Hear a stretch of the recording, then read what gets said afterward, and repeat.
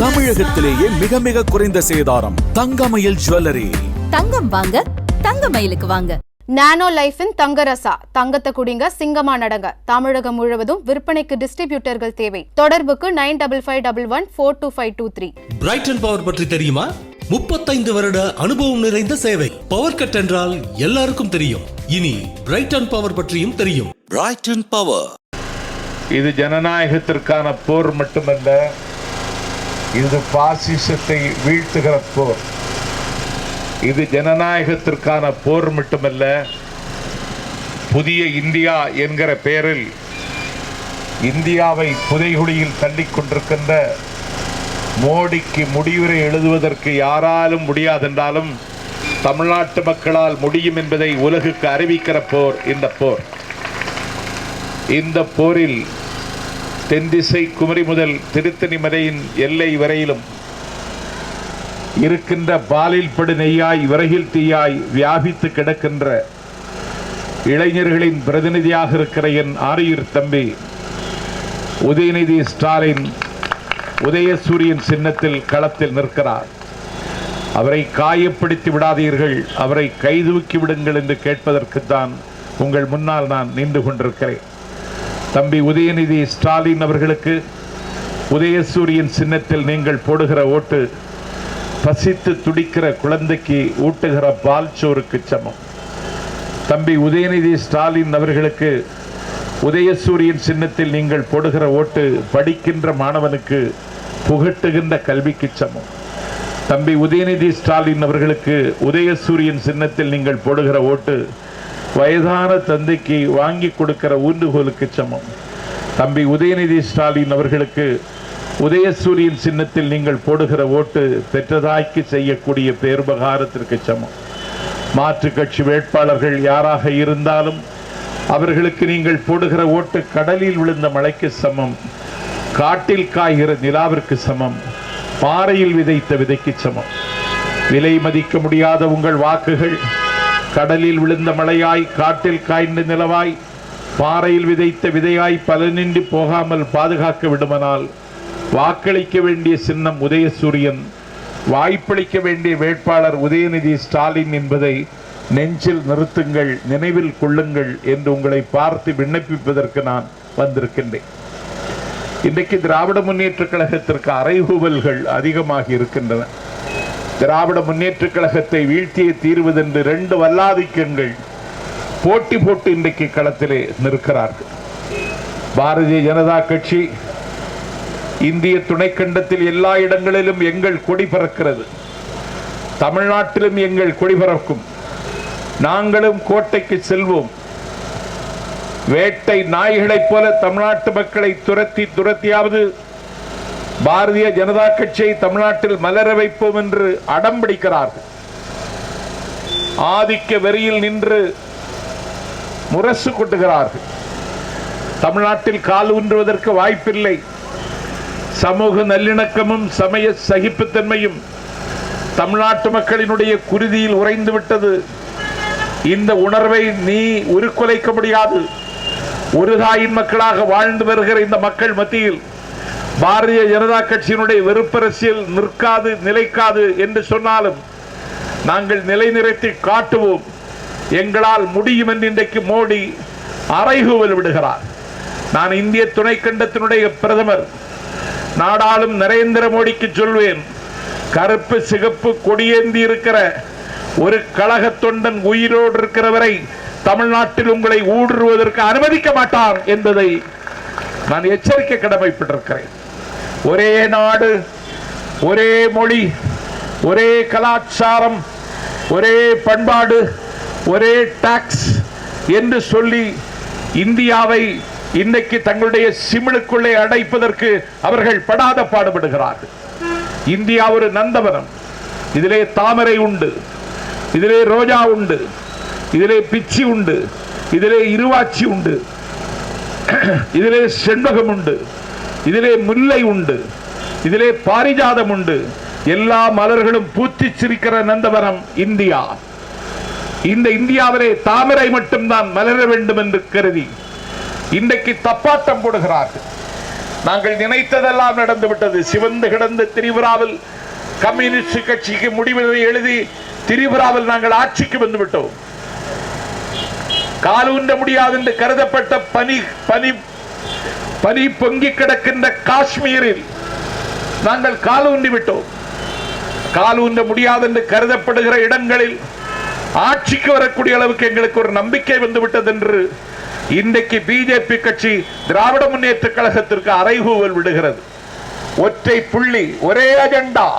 என்ன அஜெண்டா என்றால் திமுகவை ஆட்சிக்கு வர விடக்கூடாது, ஸ்டாலின் முதலமைச்சர் ஆகக்கூடாது என்று ஒரு ஒற்றை புள்ளியிலே அவர்கள் இயங்குகிறார்கள். பாரதிய ஜனதா கட்சி மட்டுமல்ல, பாரதிய ஜனதா கட்சியினுடைய பாதத்திலே நத்தி பிழைக்கிற அதிமுக மட்டுமல்ல, மக்கள் நீதி மையம் என்கிற பெயரால் ஒரு ஷோ நடத்தி கொண்டிருக்கிற கமலஹாசன் மட்டுமல்ல, அம்மா மக்கள் முன்னேற்ற கழகம் என்கிற பெயரால் ஒரு ஏய்த்து பிழைக்கிற தினகரன் மட்டுமல்ல, அதையும் தாண்டி தமிழ் தேசியம் என்கிற பெயரால் தாண்டி குதிக்கிற ஓனாய் சீமானும் சேர்ந்து கொண்டு ஒரே குரலில் ஒலிக்கிறார்கள், திமுக ஆட்சிக்கு வரக்கூடாது. 10 ஆண்டு காலம் ஆட்சியில் இல்லை திமுக. ஆட்சியில் இல்லாத திமுகவின் மீது அம்பறிகிறார்கள். ஆட்சியில் இருக்கிற கட்சியின் மீது மலர் தூவுகிறார்கள், மரியாதை செலுத்துகிறார்கள். கூலிக்கு குறைத்தே பழக்கப்பட்டு விட்ட இந்த ஓநாய்கள் இப்பொழுது ஒரே குரலில் திமுக ஆட்சிக்கு வரக்கூடாது என்று திரும்ப திரும்ப பேசுகிறார்கள். ஏன் ஆட்சிக்கு வரக்கூடாது என்கிற காரணத்தை சொல்வாயா என்று கேட்டால் காரணத்தை சொல்ல தெரியவில்லை.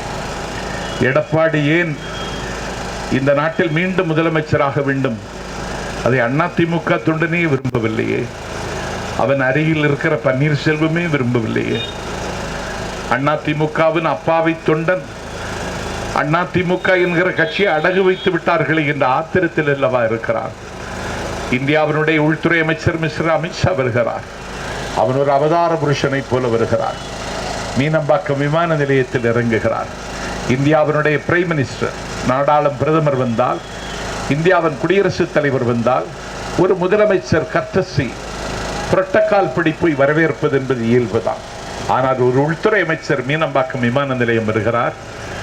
தமிழ்நாட்டினுடைய முதலமைச்சர் மட்டுமல்ல, அமைச்சரவை அங்கே போய் நின்று அவர் காலில் விழுந்து வணங்குகிறார்கள், விழுந்தே கிடக்கிறார்கள். அமித்ஷா சொல்லுகிறார், போதும் போதும் என்கிறார்.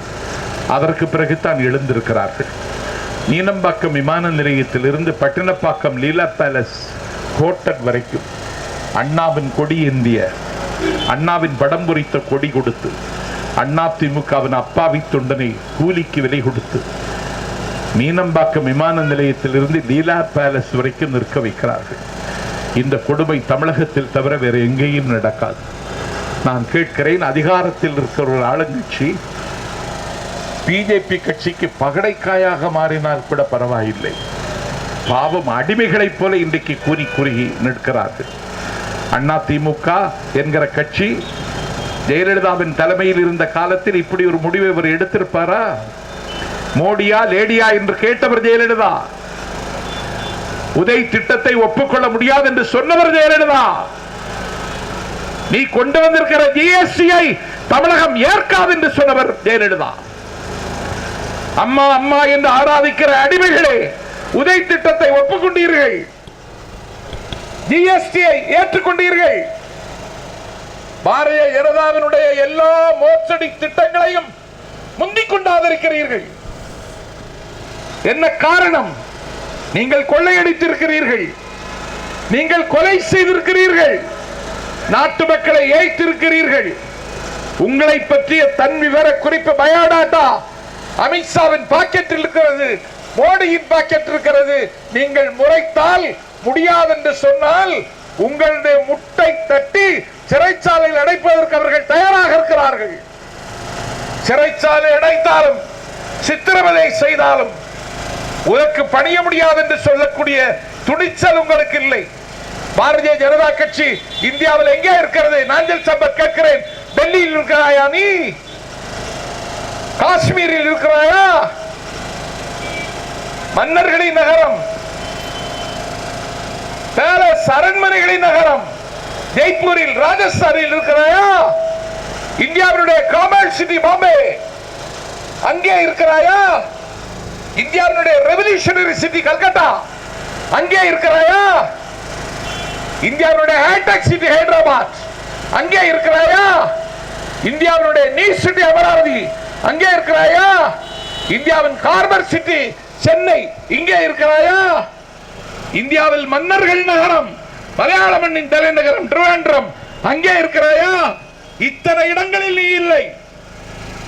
வெறும் 37%, 34% வாக்குகளை பெற்றுக்கொண்டு இந்தியாவின் பிரதமர் ஆசனத்தில் உட்கார்ந்து கொண்டு இந்தியாவே என் பாக்கெட்டில் என்று யமதர்பார் நடத்துகிறாயே, உன்னுடைய யமதர்பாருக்கு முடிவுரை எழுதப்படுவானால் அந்த முடிவுரை எழுதுகிற துணிச்சல் திராவிட முன்னேற்ற கழகத்தின் தலைவர் ஸ்டாலினுக்கு இருக்கிறது.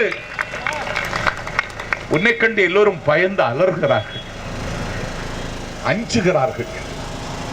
ஆனால் இந்தியாவில் யமதர்மனை போல இன்றைக்கு நிறைவேற்றாடக்கூடிய மோடியை எதிர்க்கிற துணிச்சல் இந்தியாவில் ஒரு ஆண் பிள்ளைக்கு இருக்கிறது என்றால் அவன் பெயர் ஸ்டாலின் என்று அவன் பெயரை ஆகாயம் இன்றைக்கு வழிமொழிகிறார். மோடியை பாசிஸ்ட் என்று துணிந்து சொன்ன தலைவன். நான் கேட்கிறேன், நீ முதலமைச்சரா? மராட்டிய மண்டலத்தில் பிஜேபியோட கூட்டணி வைத்துக் கொண்டிருந்த சிவசேனா முதலமைச்சர் பதவிக்கு மல்லு கட்டுகிறது, சமாளிக்க தெரியவில்லை. ராஜதந்திரமாக காங்கிரஸ் சிவசேனாவோடு கை உலுக்குகிறது. சரத்பவாருடைய கட்சி தேசியவாத காங்கிரஸ் அதற்கு பாதை சமைத்து தருகிறது. மராட்டிய மண்டலத்தில் பிஜேபி கட்சிக்கு ஆட்சிக்கு முடிவு கட்டி இன்னைக்கு சிவசேனா கட்சி உத்தவ் தாக்கரே முதலமைச்சராக இருக்கிறார். அவர் பட்டாபிஷேகம் ஏற்கிறார். தமிழ்நாட்டின் முதலமைச்சருக்கு அழைப்பு இல்லை. நீ அல்லவா முதலமைச்சர்? ஒரு மாநிலத்தில் ஒரு முதலமைச்சர் பதவி இருக்கிறார் என்றால் இன்னொரு மாநில முதலமைச்சருக்கு அழைப்பு விடுப்பதென்றால் தமிழ்நாட்டுக்கு எடப்பாடிக்கு அல்லவா வந்திருக்க வேண்டும். அழைப்பு வரவில்லை. உத்தவ் தாக்கரே யாருக்கு கடிதம் எழுதுகிறார் என்றால், அறிவாலயத்தில் இருக்கின்ற திமுகவின் தலைவர் ஸ்டாலினுக்கு நான் முதலமைச்சராக பொறுப்பேற்க போகிறேன், என் பட்டாபிஷேகத்திற்கு வாருங்கள் என்று அண்ணன் ஸ்டாலின் அழைக்கிறார். அண்ணன் ஸ்டாலின் போகிறார். மலைகளின் உச்சியில் ஜார்க்கண்டில் ஹேமந்த் சரண் முதலமைச்சராக பொறுப்பேற்கிறார். உனக்கு அழைப்பு வந்ததா? எடப்பாடிக்கு அழைப்பு வரவில்லை. அதிலும் அண்ணன் ஸ்டாலினுக்கு தான் அழைப்பு வந்தது. ஜார்க்கண்டுக்கு சென்றார். அந்த பதவி விழாவில் கலந்து கொண்டு ஹேமந்த் சரணை வாழ்த்தினார். அண்டை மாநிலம் இன்றைக்கு சமகாலத்தில் மிகப்பெரிய வெற்றிகளை குவித்த ரெட்டி, ஜெகன்மோகன் ரெட்டி முதலமைச்சராக பதவியேற்கிறார் ஆந்திராவில். இந்த முதலமைச்சருக்கு அழைப்புண்டா? இல்லை. அண்ணன் ஸ்டாலினுக்கு அழைப்பு வருகிறது. அண்ணன் ஸ்டாலின் ஆந்திரா சென்றவரை வாழ்த்துகிறார்.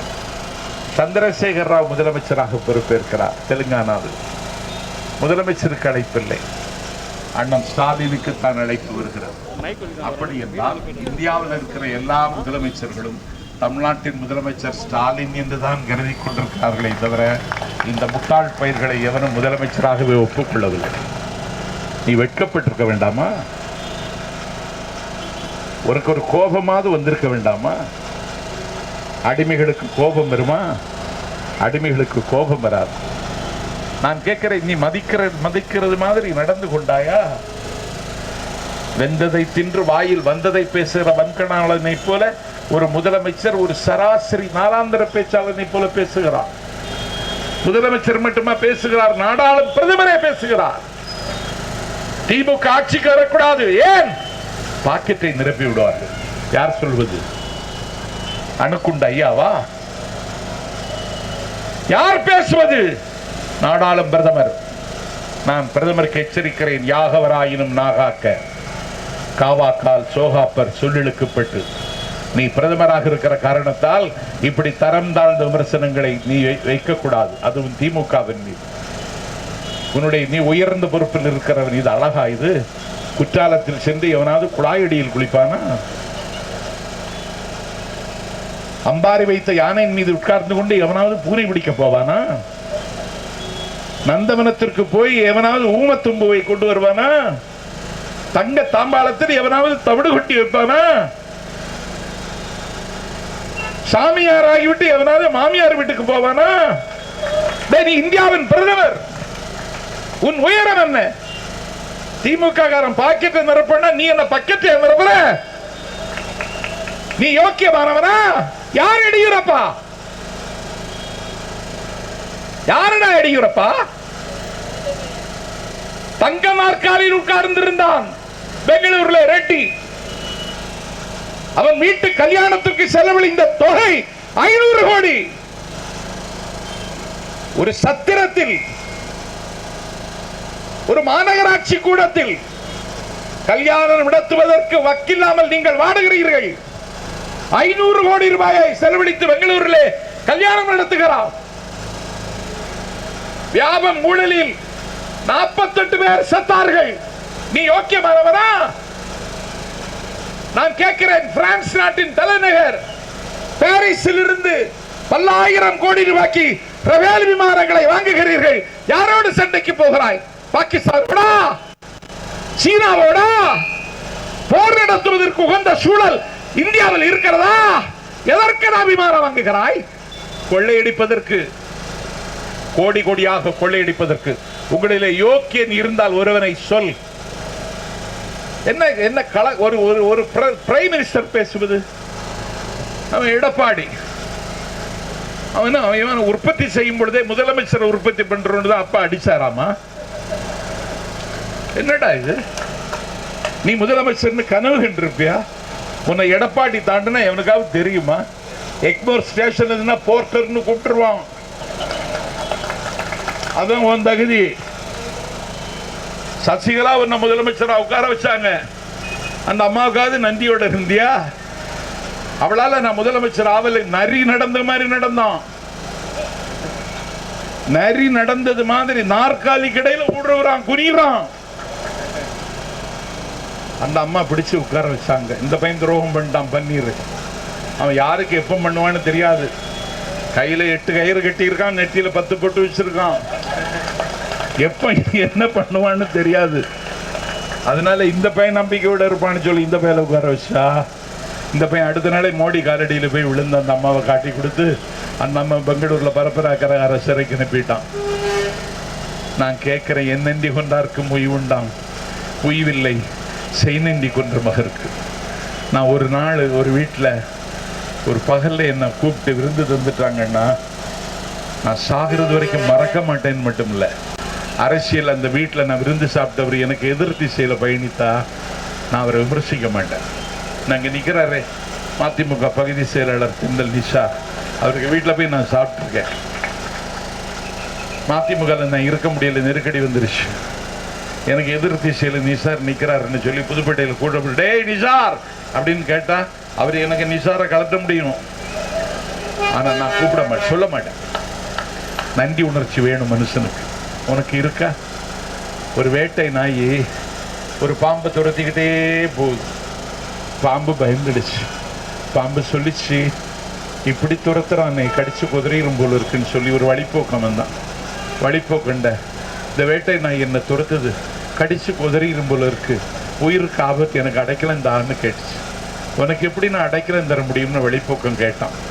அந்த பாம்பு சொல்லிச்சு, குந்தி உட்காந்துக்கோ, உன் ஆசன வாய் வழியா ஏறி நான் உன் வயிற்றுக்குள்ள உட்கார்ந்துடுறேன்னு சொல்லிச்சு. அவன் குந்தி உட்கார்ந்தான். ஆசன வாய் வழியா ஏறி அவன் வயிற்றுக்குள்ள ஏறி உட்கார்ந்துருச்சு. வேட்டை நாய் போயிடுச்சு. பாம்பு வயிற்றுக்குள்ள இருக்கு. இவனுக்கு பயங்கர வயிற்று வலி. பன்னீர் சோடா குடிச்சு பார்த்தான், டிஸ்டிலரி சோடா குடிச்சு பார்த்தான், வயிற்று வலி தீரலை. அதில் பாம்புகிட்ட சொன்னான், வேட்டை நாய் போயிடுச்சு, உன் உயிருக்கு இன்னும் ஆபத்து இல்லை, தயவு செய்து கீழே இறங்குன்னு. அந்த பாம்பு சொல்லிச்சு, ரொம்ப கம்ஃபர்டபுளாக இருக்கு, நான் இங்கேருந்து இறங்குறது மாதிரி இல்லைன்னு. நான் கேட்குறேன், அந்த பாம்புக்கும் இந்த பரதேசி பயில் பழனிசாமிக்கு ஏதாவது வித்தியாசம் இருக்கா? இறங்க மாட்டேங்கிறிய முதலமைச்சர் பதவியில இருந்து, சுகம் கண்டுட்டான். இப்ப மீண்டும் முதலமைச்சர் ஆகணும்னு துடிக்கிறான். அதுக்கு தான் பிஜேபி காலடியில் விழுந்து கிடக்கிறான். அவனுக்கு என்ன? அவனுக்கு இங்க கால் உண்ணதுக்கு இங்க இடம் இல்லை. இது சமய சகிப்புத்தன்மையை மதிக்கிறவன், இது சமூக நல்லிணக்கத்தை பேடுகிறவன், ஒரு தாய் பெற்ற மக்களாக வாழுகிற மக்கள் தமிழ்நாட்டு மக்கள். எல்லோரும் ஓர் விலை, எல்லோரும் ஓர் நிலை, எல்லோரும் இந்நாட்டு மன்னர்கள் என்று பரணி பாடுகிற பூமி எங்கள் பைந்தமிழ்நாடு. அண்ணா சொன்னார், நான் சிலுவை அணியாத கிறிஸ்தவன். கொடியிலே போட்டுக்கொண்டு இவ்வளவு அநியாயத்தை இவர்கள் கூச்சமில்லாமல் செய்கிறார்கள். நான் கேட்கிற, ஜெயலலிதா உதய் திட்டத்தை ஏற்க முடியாது என்றார்.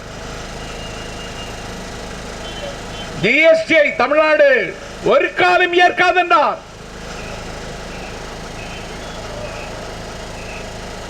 குடியுரிமை திருத்த சட்டமா? அண்ணா திராவிட முன்னேற்ற கழகம் அதை அங்கீகரிக்காது என்றார். கடற்கரை கூட்டத்தில் ஜெயலலிதா சொன்னார், நான் உயிரோடு இருக்கிற காலம் வரையிலும் பிஜேபி கட்சியோடு எந்த காலத்திலும் கூட்டணி வைத்துக் கொள்ள மாட்டேன் என்று அறிவித்தார் ஜெயலலிதா. அதிமுகவிலே இன்னும் இயங்கி தீர வேண்டிய கட்டாயத்தில் இருக்கின்ற தொண்டர்களுக்கு சொல்வேன், சரிதானா இவர்கள் நடவடிக்கை? மோடி இந்தியாவிலே குடியுரிமை திருத்த சட்டம் கொண்டு வருகிறார். குடியுரிமை திருத்த சட்டம் யாருக்காக? இஸ்லாமிய பெருமக்களை நாடற்றவர்களாக ஆக்குவதற்கு, இஸ்லாமிய பெருமக்களை அகதிகளாக்குவதற்கு. அஸ்ஸாமிலே கண்ணை மூடி கண்ணை திறப்பதற்குள்ளே 19 லட்சம் பேரை அகதியாக்கிறார்கள். நாஞ்சில் சம்பத் புதுப்பேட்டையில் கேட்கிறேன், குடியுரிமை திருத்த சட்டத்தால் யாருக்கு என்ன லாபம்? நாட்டுக்கு லாபமா? மத சிறுபான்மையினரை பாதுகாப்பதற்கு தான் குடியுரிமை திருத்த சட்டம் என்றால், நாஞ்சில் சம்பத் கேட்கிறேன், பாகிஸ்தானிலே அகமதியாக்கள் துன்புறுத்தப்படுகிறார்கள், அவர்களை சேர்த்தாயா? பூட்டானிலே ஒரு கிறிஸ்தவன் சிலுவை சுமக்க முடியாது, தேவாலயத்திற்கு வழிவிட முடியாது. அவன் தேவாலயத்திற்கு போக வேண்டும் என்றால் பாஸ்போர்ட் எடுத்து இந்தியாவுக்கு வர வேண்டும். அந்த பூட்டானை சேர்த்தாயா? மியான்மரிலே, பர்மாவிலே ரோஹிங்கியாக்கள் அகதிகளாக புலம்பெயர்ந்து போகிறார்கள். சாவதை தவிர வேறு வழி இல்லை என்று கடலில் குதித்து தற்கொலை செய்து கொள்கிறார்கள். கடல் பாதி கரையில் பாதி என்று தத்தளிக்கின்ற ரோஹிங்கியாக்களினுடைய மியான்மரை ஏன் சேர்த்தாய்? ஏன் சேர்க்கவில்லை?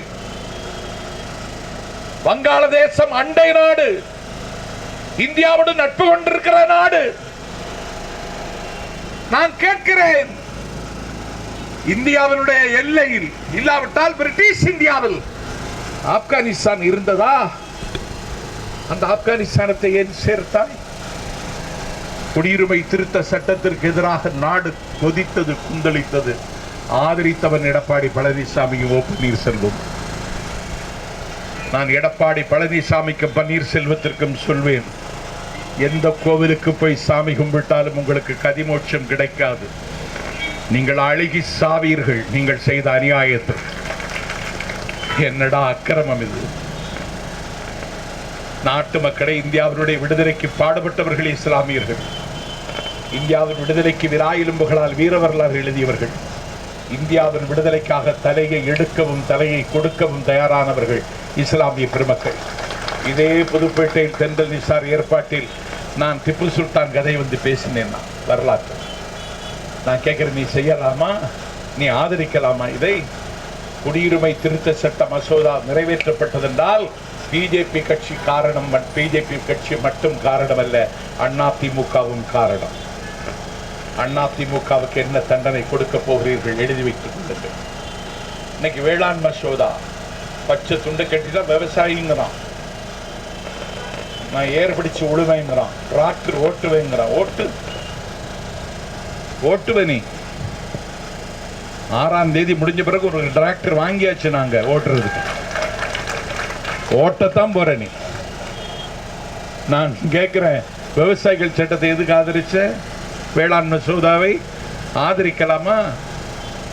திருக்கோவிலூர்லயோ, கள்ளக்குறிச்சியிலேயோ, சங்கரபுரத்திலேயோ, வாசுதேவநல்லூர்லயோ, சங்கரங்கோவிலையோ என்னுடைய தோட்டத்தில் இருக்கிற கரும்பை ஆலைக்கு கொடுத்துட்டு அவன்டையே ரூபா வாங்க முடியல.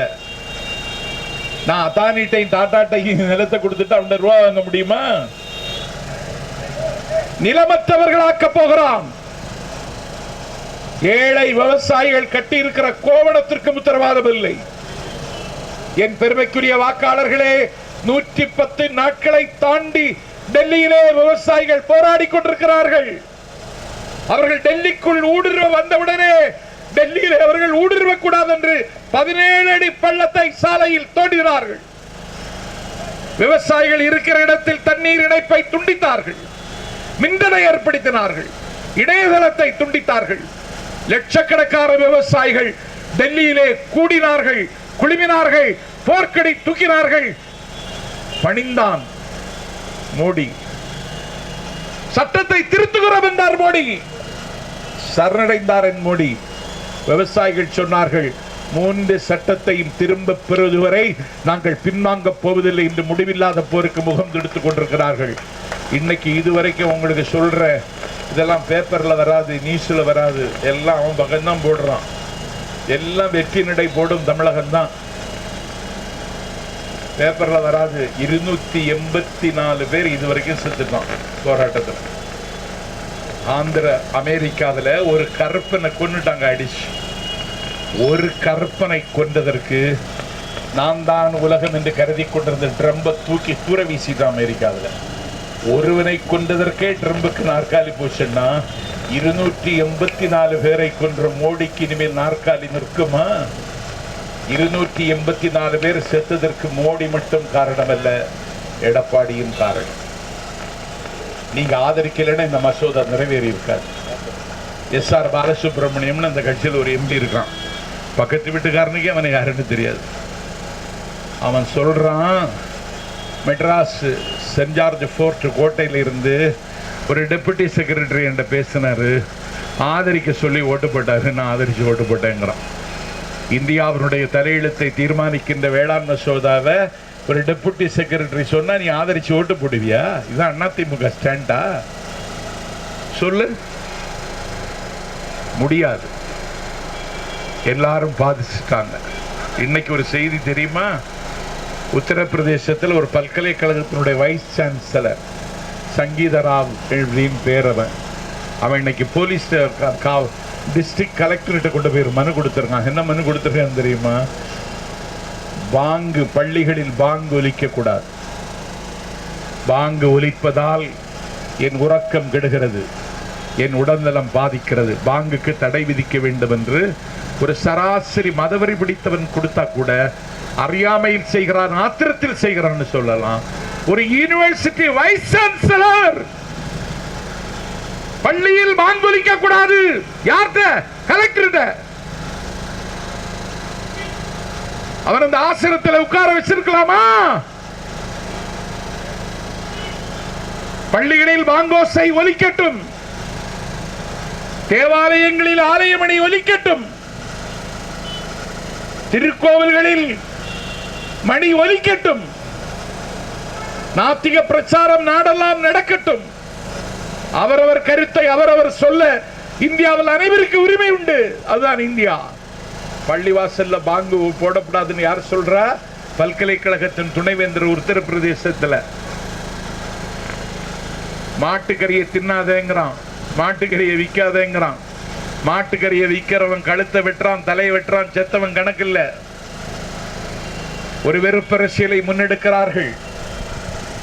இன்னைக்கு கோயம்புத்தூர் தெற்கு தொகுதி செயல்வீரர்கள் கூட்டத்தில் அந்த பிஜேபி கட்சியில் நான் அதிகம் மதிக்கிற ஒரு பெண்மணி வானதி சீனிவாசன், பிஜேபி கட்சியின் தேசிய மகளிர் அணியின் தலைவி அந்த அம்மா, எப்போது பேசினாலும் நியாயமாக பேசுகிற அந்த அம்மா இன்னைக்கு வேலுமணிக்கு முன்னாடி வழிக்கு விழுந்துட்டாங்க. அந்த அம்மா சொல்லுது, அதிமுகங்கிற கட்சியில் கொஞ்சம் பிரச்சனை வந்துச்சு, அதை பயன்படுத்தி ஆட்சிக்கும் கட்சிக்கும் முடிவுரை எழுதலான்னு ஸ்டாலின் திட்டமிட்டாரு. அதை வேலுமணியும் தங்கமணியும் தான் டெல்லியில் போய் தடுத்து நிறுத்தினாங்கன்னு ஒரு மந்திரி பார்த்துருக்கிற வேலையை பார்த்தீங்களா? யார் சொல்றா? வானதி சீனிவாசன் வாக்குமூலம் தர்றாங்க. அப்ப வேலுமணிகிட்ட மணி இருக்கு, தங்கமணிகிட்ட மணி இருக்கு. தங்கமணி வேலுமணி நினைச்சா அமித்ஷாவையும் விலைக்கு வாங்கலாம், மோடியையும் விலைக்கு வாங்கலாம். அதிமுக பிரச்சனை இருக்கு, ஸ்டாலின் ஆட்சியை காப்பதற்கு ஆட்சிக்கு வரணும்னு நினைச்சாருன்னு வானதி அம்மா சொல்லுது. ஸ்டாலின் ஒரு கால நினைக்கல.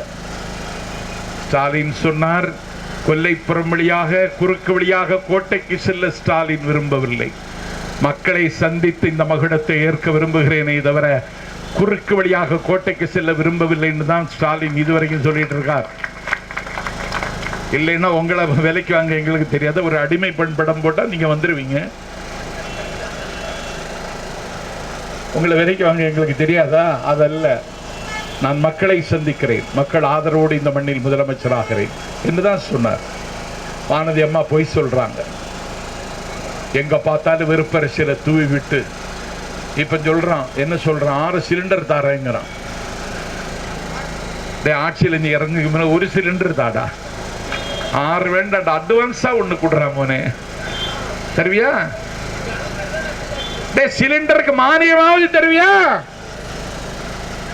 காற்றில் கரைந்து காணாமல் போகிற கேஸ், அறிவியல் தொழில்நுட்பத்தில் அதை ஒரு சிலிண்டருக்குள் அடைத்து இந்த நாட்டில் கோடிக்கணக்கான தாய்மார்களுக்கு சமையலுக்கு பயன்படுத்துகிற அந்த எரிவாயு 400 ரூபாய்க்கு வித்தது மன்மோகன் சிங் ஆட்சியில. அடாது அநியாயம்னா 950 ரூபாய் கொண்டு இறக்குறவன் எந்த மூடுல வர்றான்னு தெரியாது. நியாயமா வந்தான்னா 50 ரூபாய் கேட்பான், இல்லைன்னா 100 ரூபாய் கேட்பான். உனக்கு வேண்டி மட்டும்தான் வந்த 200 ரூபாய் ஆயிடுமா? அப்ப 950 பிளஸ் 200 1150 ரூபாய் ஆயிடும். என்னடா கொடுமை இது? ஆனா ஸ்டாலின் வாக்குறுதியில் சொல்லிட்டார், அதிகாரம் என் கையில் இல்லாவிட்டால் மாநில அரசாங்கத்தின் குறைந்தபட்ச அதிகாரத்தை பயன்படுத்தி சிலிண்டர் பயன்படுத்துகிற எல்லா தாய்மார்களுக்கு ஒரு இனிப்பு செய்தியை சொல்லுகிறேன். ஒவ்வொரு சிலிண்டருக்கும் 100 ரூபாய் தமிழக அரசு ஸ்டாலின் முதலமைச்சரானால் மானியம் வழங்கும் என்று நான் ஸ்டாலின் அறிவித்து விட்டார். குடும்பம் நடத்த முடியல, 9,000 ரூபாய் மளிகை கடைக்கு கொடுத்துட்டு இருந்த நாஞ்சில் சம்பத்து 19,000 ரூபாய் கொடுக்குறேன். நான் என் பொண்டாட்டி சண்டைக்கு போறேன், என்னடி வாங்கினேன், ஏன் இப்படி சத்தம் போடுறீங்க? சத்தம் போடுறதா இருந்தா மோடிக்கிட்ட போ, பாடிக்கிட்ட போங்கிறாவா, ஏண்ட வராதுங்கிறா. நான் என்ன யானை பிரியாணியா செய்து தின்னுட்டேன், இப்படி சண்டைக்கு வர்ற அப்படிங்கிறாவா. 19,000 ரூபாய் மளிகை கடைக்கு மட்டும் என் வீட்டில் 9,000 ரூபாய்க்கு வாங்கி தான் பழக்கம். இப்போ 19,000 ரூபாய் எந்த பொருளும் வாங்க முடியல, ட்ரெயின் ஏற முடியல. 965 ரூபா நாகர்கோவில் இருந்து கன்னியாகுமரி எக்ஸ்பிரஸில் எக்மோர் வந்து இறங்கினா. இன்னைக்கு 1565 ரூபாய். கொரோனா வந்த பிறகு ஆத்திரம் அவசரம். குலசேரப்பட்டினத்தில் எங்கள் உப்பாய் உடம்பு சரியில்லை, உடனே போகணும்னு சொல்லிட்டு நினச்சி ஒரு ஓப்பன் டிக்கெட் எடுத்துட்டு அன்ரிசர்வ்டில் 400 ரூபாய் டிக்கெட் வாங்கிட்டு போகலான்னு பார்த்தா அன்ரிசர்வ்டு கம்பார்ட்மெண்ட்டே க்ளோஸ் பண்ணிட்டான், முடிச்சுட்டான். பேசஞ்சர் ட்ரெயினை பூரா கட் பண்ணிட்டான். எல்லா ட்ரெயினுக்கும் ஸ்பெஷல் ட்ரெயின் முத்திர குத்தி நாட்டு மக்கள் அடிக்கிறான். கொள்ள கேட்பானா? கேட்க மாட்டான். தமிழ்நாடு முதலமைச்சர் கேட்பாரா? அவருக்கு தெரியாது, அவருக்கு இந்த விவரமே தெரியாது. அவன் கம்பராமாயணத்தை சேக்கலர் எழுதினாருங்கிறான். நம்ம என்ன செய்ய முடியும்? அவனை புத்தக திருவிழாவுக்கும் கூப்பிட்டு பேச வைக்கிறானோ. என்னையும் கூப்பிட்டான் புத்தக திருவிழாவுக்கு, நீ அவனை கூப்பிடுற, நான் வரமாட்டேன்ட்டேன். புத்தக திருவிழாவுக்கு கூப்பிடுறாங்க, ஆபிரகாம் லிங்கன் பேரை சொல்ல தெரியல, ஆபிரகாம் லிங்கனுக்கே ஆப்பு வைக்கிறான். ஆல்பர்ட் ஐன்ஸ்டீன் சொல்ல தெரியல, கட்டசில ஆம்லெட்டுங்கிறான். அவன் முதலமைச்சர். அவன் ஸ்டாலினுக்கு சவால் விடுறான். விடலாமா? தகரங்கள் எல்லாம் தங்கங்களுக்கு சவால் விடலாமா? பூவங்கள் எல்லாம் குற்றாலத்தை பழிக்கலாமா? மந்திகள் மயிலை பழிக்கலாமா? கோட்டான்கள் குயிலை குறை சொல்லலாமா? அரை நூற்றாண்டு கால அரசியல் வாழ்வுக்கு சொந்தக்காரன் ஸ்டாலின். கல்யாணம் முடிந்து ஆசை 60 நாள், மோகம் 30 நாள் முடிவதற்கு முன்னாலேயே இந்தியாவத்தில் ஜனநாயகத்தை மீட்டெடுப்பதற்கு சிறைக்கு சிரித்துக் கொண்டு சென்றவனுடைய பெயர் ஸ்டாலின். எடப்பாடி நீ இன்னும் ஜெயிலுக்கு போகல, இனிமேல் தான் நாங்க அனுப்ப போறோம். நான் கேட்கிறேன், நீ சிறைக்கு சென்றவனா, சித்திரத்தை அனுபவித்தவனா? ஒரு முதலமைச்சர் ஆகுவதற்கு குறைந்தபட்ச தகுதியாவது உங்ககிட்ட இருக்கா? இப்படி அநியாயம் பண்றீங்களே. அமித்ஷா வாராம் பாருங்க, அப்பா 4 அலமாரி சேர்ந்து ஒன்று மாதிரி அசைஞ்சு வர்றான். அவனுக்கு யார் வரவேற்பு கொடுக்கறா? ஒரு மினிஸ்டர் போ, மந்திரி சபையே போய் நிற்கிறது. அதிமுகவின் அப்பாவி தொண்டன் கையில் அந்த கொடியை கொடுத்து மீனம்பாக்கத்தில் இருந்து லீலா பேலஸ் பட்டினப்பாக்கம் ஹோட்டல் வரைக்கும் நிக்க வச்சுட்டான். செய்யலாமா? ஓ பன்னீர்செல்வம் ஒரு பையன் இருக்கான் ரவீந்திரநாத், அவன் தான் ஏடிஎம்கேனுடைய ரெப்ரசன்டேட்டிவ். அவன் சொல்றான் வாஷிங்டன்ல போய் நின்று சொல்றான் ஐ ஆம் ஃப்ரம் மோடி லேண்ட்ங்கிறான். எப்படா இந்தியாவுக்கு பேரைய மாத்திட்டான் மோடி லேண்டுங்கிறான். I belong to Dravidian stock.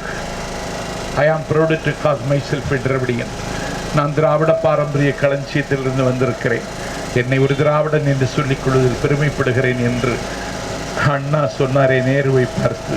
அந்த அண்ணாவின் படத்தை கொடியில போட்டிருக்கிற கட்சியினுடைய பிரதிநிதி இப்படி பேசுறான்னா இவங்களை மன்னிக்கலாமா, இவர்களை மறக்கலாமா? அள்ளி விடுறான். இன்னைக்கு ஸ்டாலின் அண்ணனுடைய தேர்தல் அறிக்கையை தமிழ்நாட்டு மக்கள் கண்ணில் வைத்து ஒற்றுகிறார்கள். லட்சக்கணக்கான பட்டதாரிகள் வேலை இல்லாம நிக்கிறான். என் வீட்டிலேயே 4 பேர் இருக்கான். எம்ஏ எம்ஃபில் பிஹெச்டி பட்டம் வாங்கி கொண்டு வேலை இல்லாமல் வெளிச்சம் தெரியாமல் எப்படி வாழ்வது என்று யோசிக்கிறான். நான் கேட்கிற சிகரெட்டு புகைந்தெறிய கீழ்வானம் சிவந்தெறிய பொழுது விடியுமா என்று சிவப்பாக சிந்திக்கிற இளைஞனுக்கு வாழ தெரியல, வாழ்வுக்கு வழி இல்லை. அண்ணன் ஸ்டாலின் சொல்லுகிறார், நாளைக்கு நான் முதலமைச்சரானால் ஆண்டுக்கு 10 லட்சம் இளைஞர்களுக்கு வேலை வாய்ப்பை உருவாக்கி தருகிற அளவுக்கு தமிழ்நாட்டில் ஒரு இண்டஸ்ட்ரி, ஒரு தொழிற் புரட்சியை நான் உருவாக்குவேன். தலைவர் கலைஞர் காலத்தில் கொண்டு வரப்பட்ட நோக்கியோ தொழிற்சாலை, அதில் பணியாற்றிய பெண்கள் மட்டும் 20,000 பேர். இந்த நோக்கிய தொழிற்சாலை இன்றைக்கு இழுத்து மூடப்பட்டது. எடப்பாடி ஆட்சியில திறப்பதற்கு நடவடிக்கை உண்டா? திறந்தீர்களா? ஸ்டாலின் முதலமைச்சரானால் மூடி கிடக்கிற தொழிற்சாலைகள் திறக்கும். கொரோனா காலத்தில் பயன்படுத்தி மட்டும் 1333 தொழிற்சாலைகள் இன்றைக்கு மூடப்பட்டிருக்கிறது. கொரோனா பாதித்த காலத்தில் அண்ணன் ஸ்டாலின் சொன்னார், ஒவ்வொரு குடும்பத்துக்கும் 5000 ரூபாய் கொடுங்க. பால் வாங்க கூட காசு இல்லாமல் பதைக்கிறார்கள், தரல. இப்பொழுது அண்ணன் ஸ்டாலின் சொல்லுகிறார், நாளைக்கு நான் முதலமைச்சரானால் தலைவர் கலைஞரின் பிறந்த நாளில் கொரோனா பாதித்த எல்லா குடும்பங்களுக்கும் 4000 ரூபாய் வழங்கப்படும் என்று அறிவிக்கிறார். தமிழ் படித்த நாஞ்சில் சம்பத்து பூரிப்போடு இருக்கிறேன்.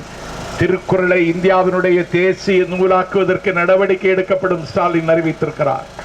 அன்னை தமிழுக்காக அக்கினி பர்வதங்களை அணைத்துக் கொண்டு ஆவி துறந்த அந்த மொழிப்போர் வீரர்களுக்கு தலைநகர் சென்னையில் கோட்டம் கட்டப்படும் அண்ணன் ஸ்டாலின் சொல்லுகிறார். என் பெருமைக்குரியவர்களை இன்னைக்கு என்ன செத்து போன வடமொழியாம் சான்ஸ்கிரிட்டுக்கு 649 கோடி ரூபாய் ஒதுக்குறான். என்னுடைய தமிழ் மொழிக்கு 29 கோடி. சோனியா காந்தி இடத்தில் தன்னுடைய செல்வாக்கை பயன்படுத்தி செம்மொழி என்று அறிவிக்க சொன்னால் அந்த செம்மொழி ஆய்வு நிறுவனத்தை இன்னைக்கு இழுத்து முடிதான். எடப்பாடி ஏன்னு கேட்கல. எக்மோர் போஸ்ட் ஆபீஸ்ல லக்னோவில் உள்ள பையன் வந்து உட்கார்ந்துருக்கான். நம்ம ஆளு லிப்ட் கிடைக்குமான்னு கேட்டு நிக்கிறான். லக்னோவில் உள்ளவன் எக்மோர் போஸ்ட் ஆபீஸ்ல வேலை பார்க்கறாங்க. டிஎன்பிஎஸ்சியில வடநாட்டுக்காரன் என்று எழுதுவதற்கு வாசலை திறந்து வச்சுட்டான். நாடு அடிமைப்பட்டிருக்கிறது, காரிருள் சூழ்ந்து இருக்கிறது. இதை உடைத்து நொறுக்கணுமான ஒரு பெரிய அணி அமைக்கணும்னு அண்ணன் ஸ்டாலின் முடிவெடுத்து மதசார்பற்ற அணி என்கிற ஃப்ரேமுக்குள்ள எல்லா கட்சியும் ஒருங்கிணைத்தார். காங்கிரஸ் போயிரும்னு சொல்லிட்டு இருந்தான் பல பேர். அந்த காங்கிரஸ் கட்சியுடைய இணக்கமாக பேசி இன்றைக்கு அவர்களுக்கு தொகுதி கொடுத்து அவர்களும் இன்றைக்கு தீவிர பிரச்சாரத்தில் இறங்கி, நான் சார்ந்திருக்கிற கன்னியாகுமரி தொகுதி இடைத்தேர்தலில் காங்கிரஸ் கட்சி வேட்பாளர் மறைந்து போன அண்ணன் வசந்தகுமாருக்கு பிள்ளை விஜய் வசந்த் களத்தில் நிற்கிறான். விடுதலை சிறுத்தைகள் சண்டை போட்டுட்டு போயிடுவாங்கன்னு நினைச்சான், அவங்களுக்கு 6. வைகோ சண்டை போட்டுட்டு போயிடுவான்னு அவருக்கு 6. இந்திய கம்யூனிஸ்ட் கட்சி முறைச்சு பார்த்தாங்க, உங்களுக்கும் 6. எல்லாம் 6 6 6ன்னா என்ன அர்த்தம்? ஆறுதல்னு அர்த்தம். எல்லாருக்கும் 6 6 கொடுத்து இந்திய யூனியன் முஸ்லீம் லீக் 3, மனித ஜனதா கட்சி 3. நான் ஒரு ஆளுக்கு நன்றி சொல்லணும். யாருக்கு? தமீம் மின்சாரிக்கு. அண்ணா திமுக கூட்டணியில் இருந்தவர், மதசார்பற்ற அணியில் இன்னைக்கு அவர் ஆதரவு தர்றாரு. எனக்கு எம்எல்ஏ ஆனாலும் பரவாயில்ல, இஸ்லாமியர்களினுடைய வாழ்வுரிமை எனக்கு முக்கியம், நான் திமுகவை ஆதரிக்கிறேன் என்று சொன்னார் தமீம் அன்சாரி. சலாம். தவ்ஹீத் ஜமாத், இந்திய தவ்ஹீத் ஜமாத்தினுடைய தலைவர் ஃபாக்கர், தொகுதி இல்லாவிட்டாலும் பரவாயில்லை, என் மக்கள் அச்சமற்று வாழ வேண்டும், நான் திமுக கூட்டணி ஆதரிக்கிறேன் என்று சொன்னார் ஃபாக்கர். அவருக்கு ஒரு சல்யூட். நல்ல முக்கியமான காலகட்டம். எல்லா தொகுதியிலும் செய்ய போகிறோம். நான் நாடு புற சுற்றி வர்றோம், உங்களுக்கு எந்த அவநம்பிக்கையும் வேண்டாம். எடப்பாடியிலையும் ஜெயிக்க போகிறோம். ஓடி நாயக்கனூரில் அன்றையரை கலன்றதுன்னு முடிவு பண்ணியாச்சு. எல்லா இடத்துலையும் ஜெயிக்க போகிறோம். 234 தொகுதியிலையும் ஜெயிக்க போகிறோம். எதிர்கட்சியே இல்லாத ஒரு ஆட்சியை ஸ்டாலின் படைக்க போறார். அவருக்கு முடியும். என்ன ஸ்டாலின் கலைஞரா அப்படின்னு கேட்குறான். கலைஞரை வென்றவர் ஸ்டாலின். எப்படிரா சொல்றேன்னு கேட்குறீங்களா? கலைஞர் தலைவராக இருந்த பொழுது நாடாளுமன்ற தேர்தல், ஜெயலலிதா முதலமைச்சர், நாடாளுமன்ற தேர்தலில் ஒரு தொகுதி ஜெயிக்கல திமுக. ஆப்டர் எமர்ஜென்சி அவதூறும் பழியும் சுமந்து நின்ற காலகட்டத்தில் கூட வடசென்னையில் ஏவிபி ஆசை தம்பி வாலிப பெரியார் ஆசை தம்பி வென்றார். ஒரே ஒரு பிரதிநிதி அன்னைக்கு இருந்தான். ஒரு ஆள் இல்லை திமுகவுக்கு. கலைஞர் தலைவராக இருந்த காலத்தில் இன்னைக்கு அண்ணன் ஸ்டாலின் திமுகவின் தலைவராக இருந்ததற்கு பிறகு 2 வல்லாதிக்கங்களை எதிர்த்து போராடி 40 இடங்களில் நின்று 39 இடங்களில் வென்று இந்தியாவினுடைய 3வது பெரிய கட்சி என்கிற சிகரத்தில் கொண்டு போய் திமுகவை உட்கார வைத்திருக்கிறார். ஜெயலலிதா காலம் வந்ததுக்கு பிறகு தமிழ்நாட்டில் ஒரு ஏதி இடைத்தேர்தல்னா ஆளுங்கட்சி தாண்டா ஜெயிக்கும். 8 மாசம் வேலை பார்த்தான் பெண்ணாகரத்தில் ராமதாஸ். ஒன்று எடுவிட வீட்டுக்கு வீடு போய் சாப்பிட்டான். சாமி சாப்பிட்டது தான் மிச்சம். சாப்பிடுறதுக்குன்னே கட்சி தொடங்கிடுறான் அவன். ஜெயிக்கல.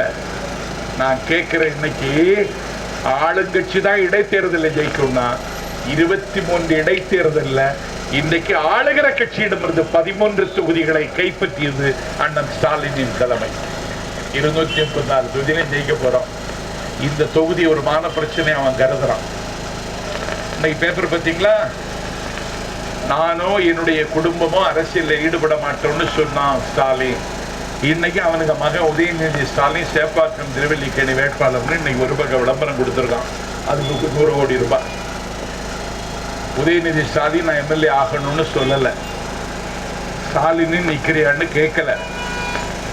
தென் திசை குமரி முதல் திருத்தணி மலையின் எல்லை வரையிலும் இருக்கிற பாலில் நெய்யாய் விறகில் தீயாய் வியாபித்து கிடக்கிற எல்லா இளைஞர்களுக்கும் சேர்த்து ஒரே பிரதிநிதியாண்டு உதயநிதி ஸ்டாலின் என்று இளைஞர்கள் முன்மொழிந்திருக்கிறார்.